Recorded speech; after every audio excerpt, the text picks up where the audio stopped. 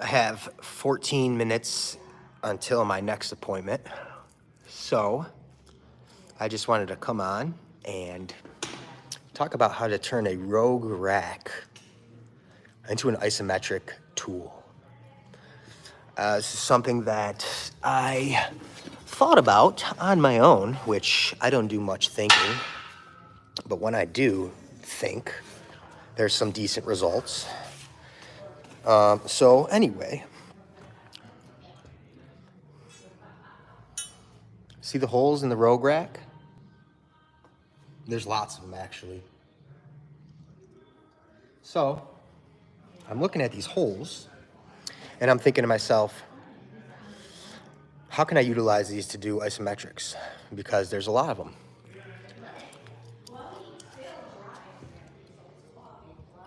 Okay. So what I did was I took a piece of ground rod that you can get at a Home Depot or Lowe's or maybe a local material store. Sometimes you'll find that they come in like, they're like 10 feet long. Then you might have to cut them down, which I did here. I think this is like 1/8 of an inch, maybe 1/4 of an inch, either way.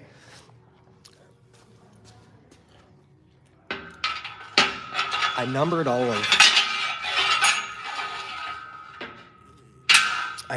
of these holes so I can refer back to them. But here you go. You got yourself a, let's see if I can do this here.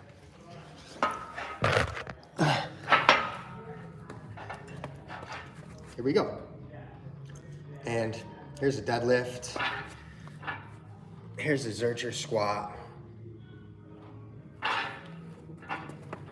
We can do shrug.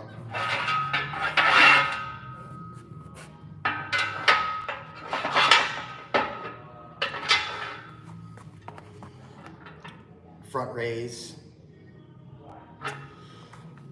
But it's honestly endless because of how many holes Rogue provides.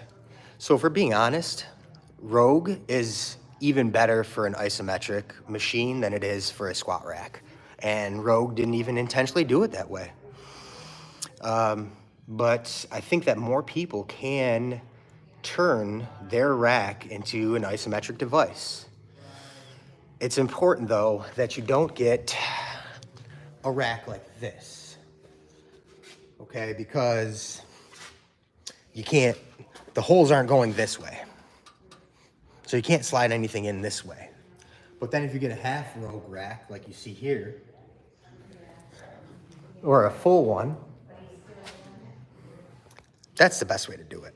So I advise to spend about $1,000 on a rack, maybe like 800. You could probably find one used, a rogue rack. You probably find one used for like 400 or 300 bucks. Maybe even something like this.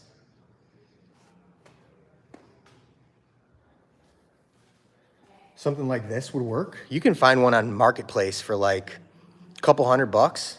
And then, like I said, you got to go and get a ground rod pipe.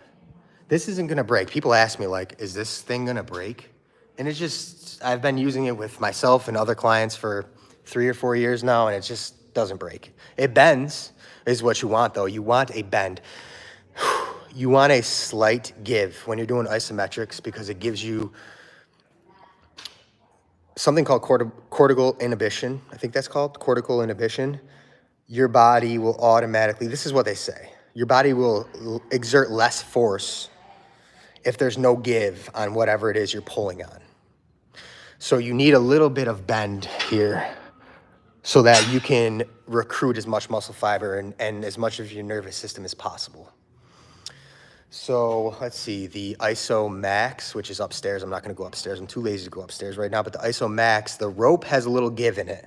So you have a little give to execute the best isometric set you possibly could. Anyway, back to the question, the topic at hand. If you look at my channel, I have a lot of full isometric exercises using just the Rogue Rack. This was before I bought the IsoFit. But I still use this because Some clients can't get up and down from the ground or move around on the ground too much. In the IsoFit, it's necessary that you have to roll around on the ground a little bit. Here, I have, we can go overhead with a lot of things. We can do pullovers, pull downs. This is the unit I'll use if I have an older client that can't roll around on the ground. Any questions? Anybody? I'll answer some questions. I got 8 minutes before my next workout. And like I said, use your rogue rack for isometrics because it's better than actually using it for a squat rack. I hope I'm not rambling here. I really don't even know what I'm doing at any point of any day. I'm just moving forward. That's all I can do. Okay, I think I'm gonna leave you guys here. That's 6 minutes. I'm trying to break up your day. Your work day. Who wants to work? It's 9:52. Who wants to work? I got 8 minutes before my next workout. If you have a rogue rack and you want to know more information about this, let me know. Do it because it's very inexpensive. I think this ground rod was maybe like 20, 30 bucks. I also cut down another piece. Let me show you guys this one. I cut down another piece so that it can go through the side here. And again, the options are endless. Like, you can use this bar, you can use this bar, you can use a bar here, and then another bar here if you want to do 2 isometrics at once. It's just endless, ladies and gentlemen, boys and girls. That's all I got for you today. Thanks for joining. Have a great day. It's Friday. Don't work too hard. You guys are on YouTube while you're at work. I'm going to call your boss. I'm calling the supervisor, reporting you for negligence and insubordination because you should be working while you're working.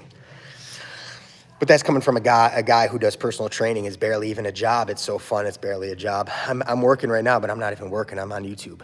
That's how good it is. Okay, I think I'm done here rambling. Do isometrics. There's the Harambe system. It's getting set up for me because my workout's here at 10:30. I have a 27-year-old female client coming in next. She's a former college basketball player, and she crushes isometrics and the Harambe system. So she's a beast. She's about to get after it. So I have her set up here, and then we're going to move right there. Between both units, the Harambe system and the iso rack is what I call it, the iso rack. We're going to crush some isometrics and some dynamic. We're the best. We're going to keep it going. You guys are the best. You're going to have a great day. You're going to have a great weekend. You're going to have a great weekend.